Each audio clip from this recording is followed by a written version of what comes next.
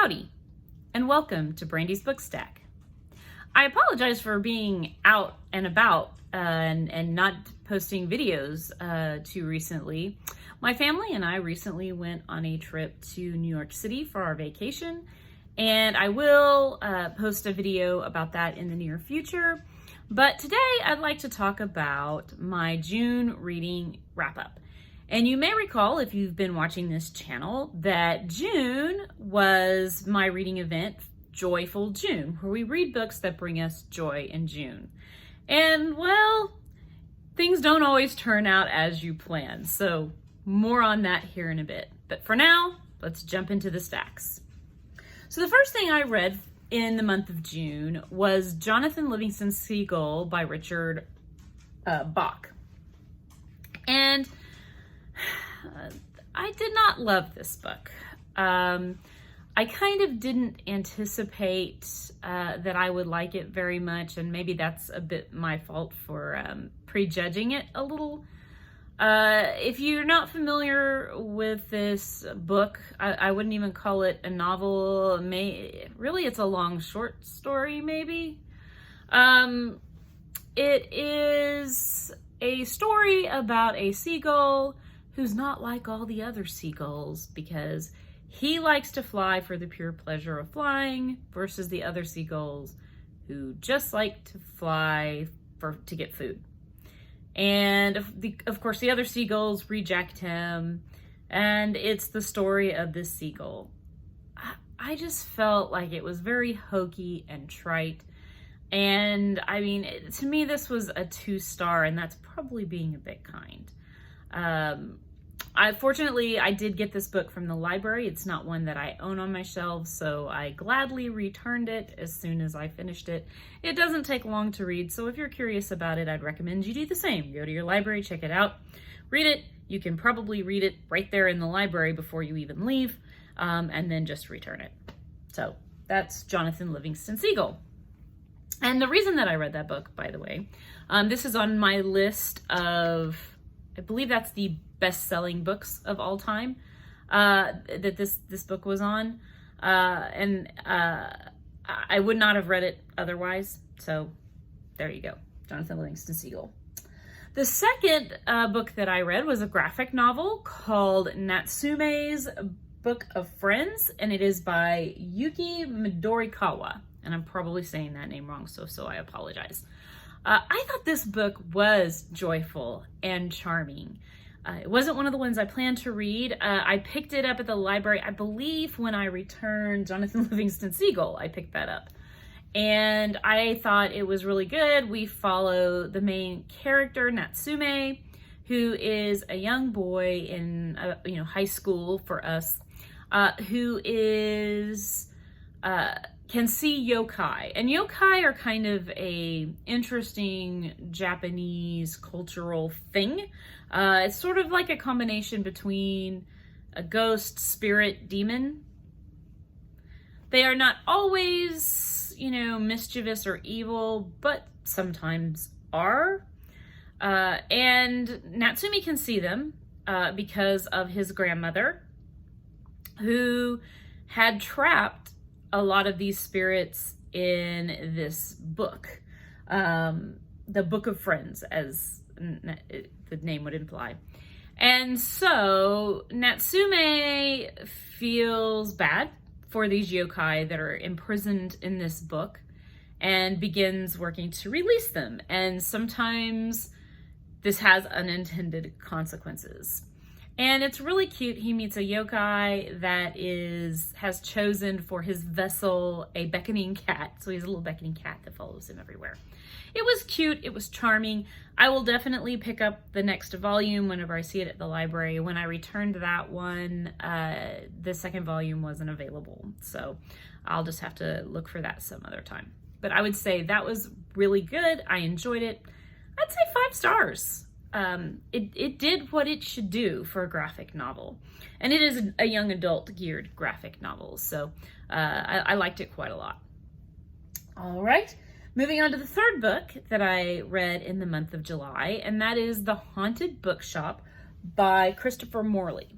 the reason I read this, I was watching a YouTuber who was walking around London and looking at different bookshops. And one of the bookshops that she visited was called the Haunted Bookshop. And she was mentioning that the proprietors had named it that because of a book called The Haunted Bookshop. And I thought, oh, that sounds cool. I want to read a book about a haunted bookshop. And I thought, I wonder if that's in the public domain. And so I looked it up, and it was, and I read it.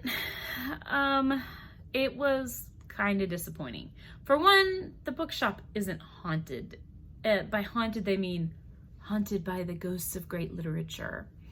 And there is a man who runs the bookshop, and what I don't like about this novel is that the man that owns the bookshop is very, very gatekeepy about literature. Like, if people come in looking for, what he considers to be novels that are trashy or bad, then he just steers them into reading something else. And he's very, very gatekeepy that way. He's gatekeepy in particular about Tarzan, of all things, which of course today we consider a classic. So I thought that was kind of funny that he was gatekeeping Tarzan, even though it's considered a classic today.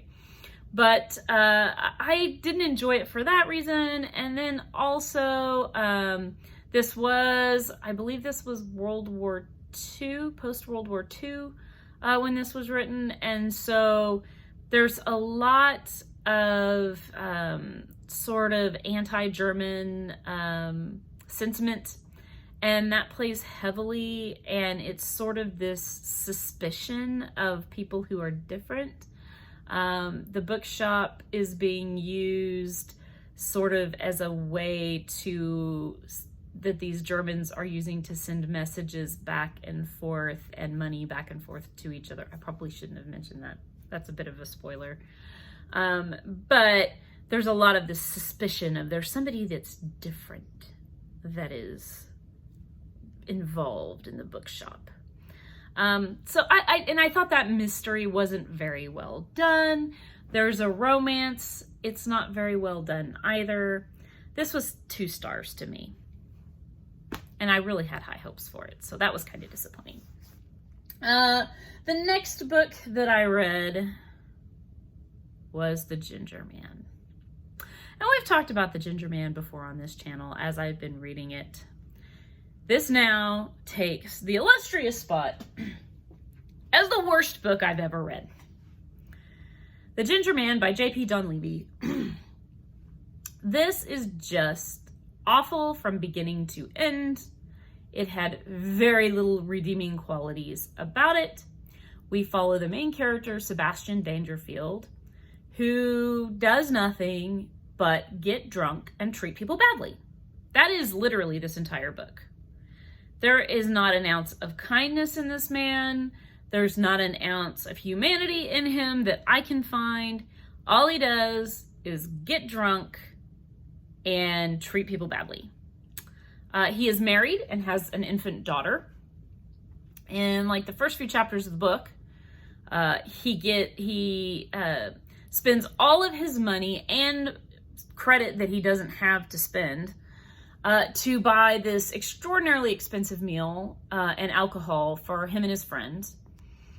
Gets rip-roaring drunk, spends all their money, tears the house apart. And when his wife arrives from her father's the next day and says, "What the heck happened?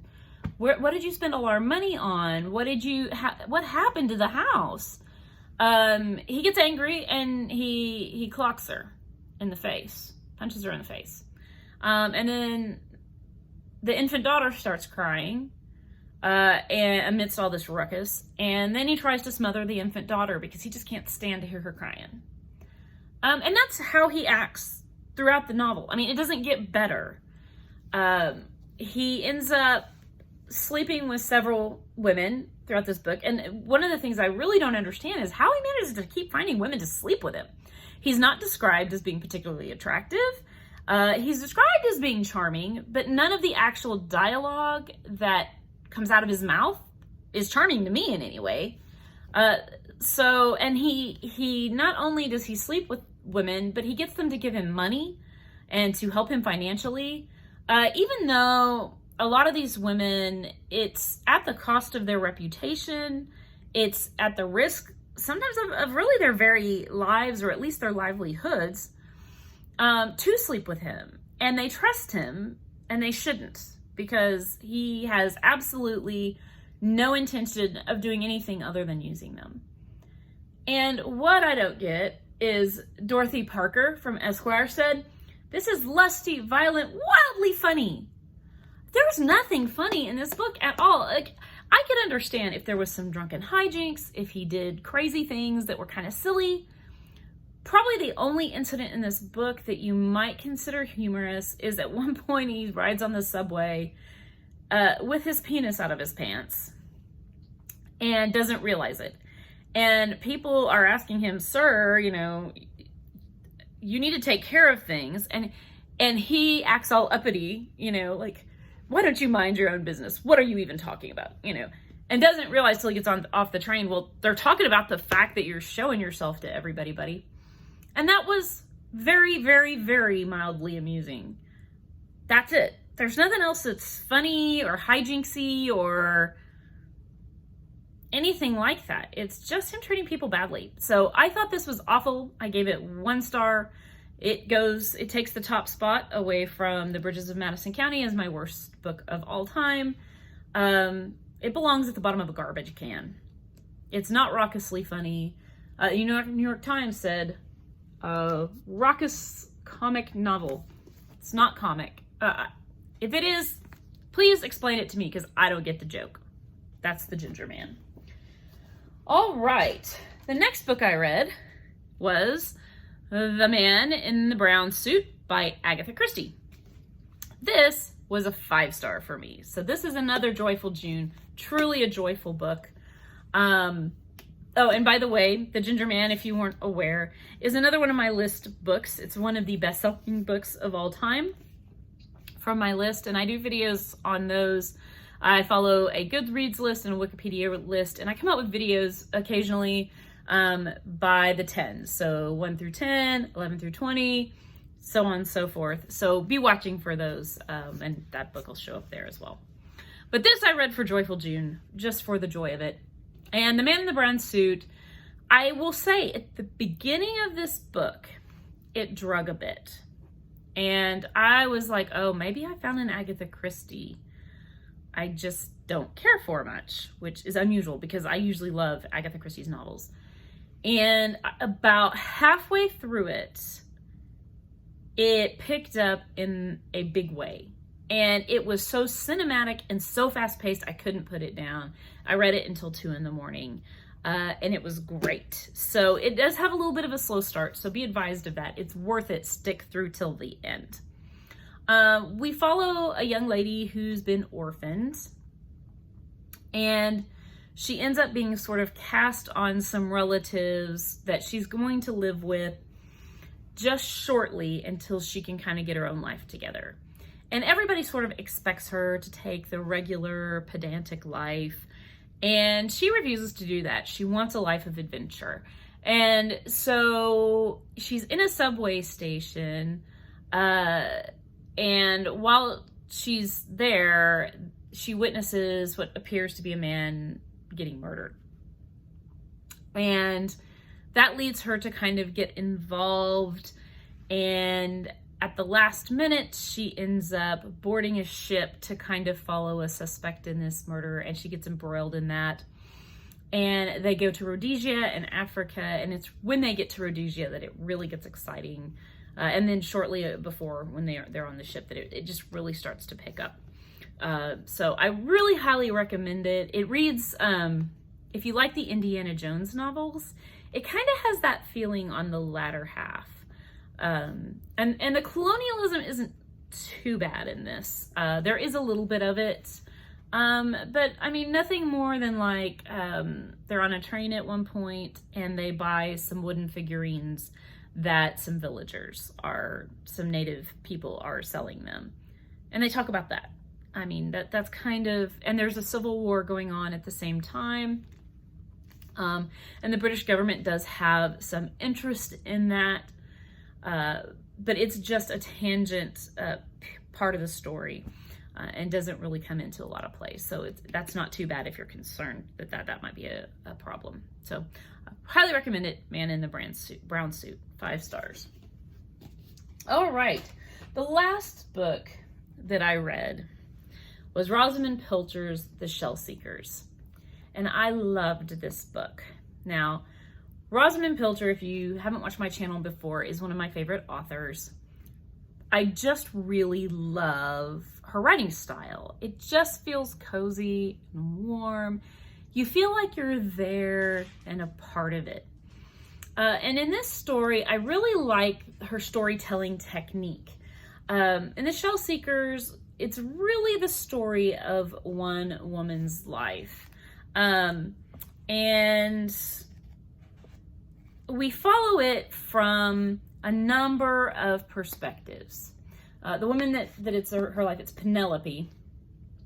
And she has 3 children, and we get a little bit of each of her 3 children's perspective in this book, and some other people that she comes into contact with and knows. But it's not told sequentially, so there's a lot of flashbacks. The book begins when she is around 65 years old and she has a heart attack. And her children are worried about her. She's not quite ready for a nursing home or anything like that, but they're worried that she needs someone to help her, and how they're going to deal with that. And as you go through the story, that's how it starts, but then it slowly shifts more into her perspective. And the story more or less of her life, of how World War II affected her, because she's lived through the shelling of London. And it's really fascinating story of sort of one woman's life, and from differing perspectives. There's some really good information about aging in this book, because the main character's children mostly come at her with very selfish motives. And I don't think that that's all too uncommon. I think we always kind of think of our parents as being there for us. And as our parents age, sometimes we forget they need us to be unselfishly there for them. As an example, she wants to take a trip to where she grew up in Cornwall, and none of her children will go on this trip with her. And she ends up taking her gardener, who is this nice person, and then a sort of young family friend. And she takes them with her on this trip instead of her children, because none of them will go. And it really talks a lot about her sadness of how, her kids have kind of moved past her, and her loneliness, being alone as an elderly person. And it's just really lovely. Now, there are some things I don't like about this book, don't get me wrong. Rosamund Pilcher writes from a very elitist perspective. She writes about people being poor. This is one of my favorite parts that's ironic in this book, is that she writes about a man being poor because he doesn't own his own home, and he doesn't have a fortune to leave his young daughter. But yet, this man has enough money that he can afford essentially a full-time housekeeper. Not just somebody who comes in once a week and, cleans the bathrooms and that sort of thing, but somebody who essentially makes all his meals, cleans up after all those meals, cleans all of the rooms in the house, airs the bedding, all that nonsense, and also has a essentially full-time gardener. And yet we call him poor because he doesn't own his home on the beach in Ibiza. Come on, Rosamund. He wasn't poor. We don't view people like that as poor. And if you do, you're a little disconnected. So I don't like that. I also don't like that a lot of Rosamund Pilcher's female characters have no inclination to work or make their own living, and that we see a little bit of that here. There is one female character that really does make their own way, but the others, it's all through marriage, it's all through somebody else taking care of them. So I don't love that about Rosamund Pilcher's novels, but I think, she's obviously writing in a little bit earlier age than I grew up in, and that was much more common when Rosamund Pilcher would have grown up. So I can forgive her that. It's still a lovely book, family saga that she just really excels at. So that's The Shell Seekers. All right. Now, for the rest of Joyful June, that wraps up everything that I actually finished. But you may recall I had several other books that I intended to read that I didn't get to. So, what were those? I was in the middle of Bridehead Revisited by Evelyn Waugh. I picked this one up not necessarily for Joyful June, but because I wanted to do something for Pride Month. And I intended to get E.M. Forrester. And how I ended up grabbing Evelyn Waugh, I don't know, but I did. And after researching Evelyn Waugh a little bit, I did find out he did have several homosexual affairs. He also had several affairs with women, so most think he was probably bisexual. So I guess he fits too. So I did read that in the month of July, so I will cover that in the July reading wrap-up. Spoiler alert, I did like it. So the other book that I was in the middle of is a book I picked up at our library. I've been interested in the Japanese fiction, that there's a school of Japanese writers that seek to emulate Agatha Christie. And I've been hearing about them on YouTube and a lot of buzz about these authors. And then one YouTuber, and I'm sorry, I don't remember who it was, had mentioned that this book resembles, it's meant to kind of copy And Then There Were None, which is my favorite Agatha Christie novel. And I was like, oh, I've got to read that book. And so I went to my library and I looked, and I really thought there's no way they're going to have this because it's too new, it's too popular, but they actually had it on the shelf. So I checked it out. And I finished this one. I was in the middle of this at the end of June, and then I did finish this in July. So we'll talk about that in the July reading wrap-up. Then I was also in the middle of two other books. The first being Still Glides the Stream. I'm about a third of the way through this. I am really enjoying it so far. This is by Flora Thompson. She also wrote Lark Rise to Candleford. Some people may be familiar with that book. This is a fictional account of a young school teacher, an older school teacher, retired, going back to the community that she grew up in. And it reads like when your grandmother would tell you stories of when she was a child. That's how this book reads. And it's just really slow and lovely. I think if you liked Cranford by Elizabeth Gaskell, I think you would like this book. It's kind of similar except less plot. So it is slow moving, but in a peaceful, calming, joyful kind of way. So I plan to finish this in July, and I'll report the full story once I've completed it. The next book I'm in the middle of is Robert Schuller's Tough Times Never Last, but Tough People Do. Robert Schuller was a minister, he's deceased now, but he is very tied in to the Power of Positive Thinking movement by Norman Vincent Peale that was very popular. I had a devotional book from him that I used when I was younger that I thought was really good, and I enjoyed it a lot, and I saw this at a used bookstore, and I thought, I'll pick this up and see if there's any value to it. And I'm in the middle of it as well. I think I will like it. There are some more heavy-handed religious themes to it. There is, at least so far, been one anti-abortion comment. It's just a comment, and it's not a very heavy-handed one, but it is there, so if that would bother you. But it has got a lot of good advice about how your attitude can control your happiness and sometimes even the outcome of events in your life. So I'll give full report when I'm finished with that one. And then I'm now reading on my Kindle the Iliad, translated by Robert Fagles. And I'm about, I think, 20% of the way through that. I wanted to read something on my trip to New York that would be on my Kindle so I could read it easily on the subway or on the plane, what have you. And so I hope to finish that. I also thought this is a list book, first of all. It's on the best books of all time list. And it is also, I thought, appropriate for BookTube at War here in July. So that's why I'm reading that one.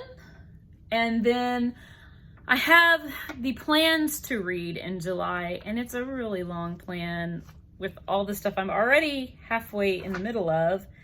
One, I wanted to get to Northanger Abbey for Jane Austen July. I also wanted to get to, the Cane Mutiny, which, let's pull that one, for BookTube at War.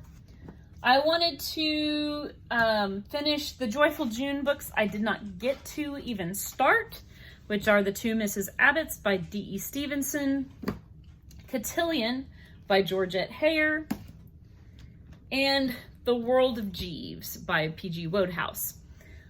Now, obviously, I am not likely to finish all of these books within July, so we may have to even further postpone Joyful June, not even just into July, but into August, just to get through all of the books I want to read.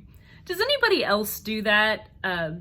Start one of these BookTube challenges and have every intention, to read maybe a Victorian novel in Victober, for Victober in October, and not get to it until November, or even December. Do you have an intention to read a spooky book in October and then you don't finish it until November? I know I'm that way. So I do that all the time. So a lot of times, my reading, my themed readings don't end up happening until the month or two after I selected those books, but I at least start them in the previous month. So I hope you enjoyed today's video. Please don't forget to like, subscribe, and ring that bell. Thanks a lot. Bye.